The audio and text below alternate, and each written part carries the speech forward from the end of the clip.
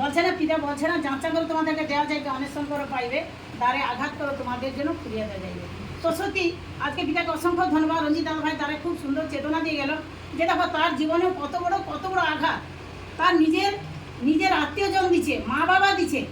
দেখো নিজের জন্মদাতা মা বাবা কিন্তু দুঃখ দেয়, কিন্তু পরমেশ্বর পিতা আমাদেরকে দুঃখ দেয় গো? কোনো দিনই দেয়নি। আমরা কিন্তু অনেক পাপ করেছি, ঈশ্বরের কাছে অনেক পাপ করেছি, কিন্তু পাপী সন্তানদেরকে পরমেশ্বর পিতা আগেই কিন্তু তুলে দিয়েছে। তো দেখো আজকে আমরা এখানে যারা আসছি কেউ প্রচুর বড়লোক অবস্থাবান টাকা পয়সা আছে এরকম আমরা কেউ আসিনি। আমরা খুব কারণ কি আমরা খুব মানে মধ্যবর্তীরাই আসছি। পিতা বলছে না যে আগে পচা বেগুনগুলাকে বেছে নিচ্ছে। আমাদের বাড়িতে যদি একটা বড় পেয়ারা কি বড় একটা পাকা পেঁপে পেড়ে আনি বাড়ির মধ্যে, আগে কেটে কাকে দেই বলো তো? ছোটো বাচ্চাদেরকে দিই, তারপরে বড়োদেরকে দিই।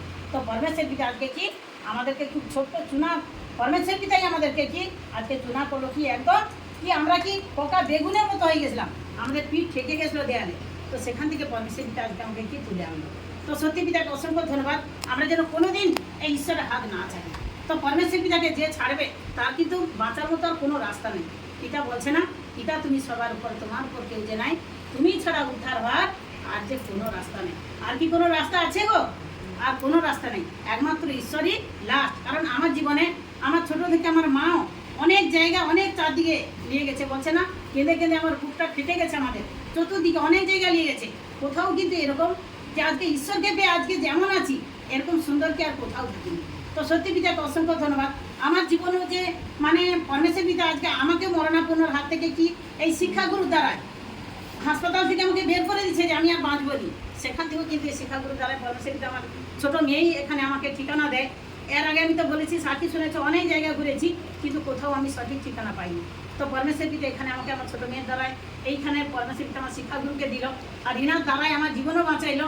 আর পরমেশ্বর পিতা ইনার দ্বারাই আজকে পরমেশ্বর পিতা আমার বাড়িতে পিতা চাহাচ্ছিল এখানে যে পিতাকে আমি কি একাই আসবো আর একাই ঈশ্বরের বাক্য ভজন জানবো, কি আমাদের ওখানে সবাইকে কি কেউ জানবেনি?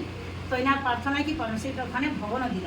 আর পরমেশ্বর পিতা ওখানে সবার প্রার্থনায় পরমেশ্বর পিতা সত্যি আমার জীবনে যেটা প্রয়োজন ছিল, জগতে থেকে যে দুঃখ জ্বালানা ছিল মানে সীমা করা যায়নি।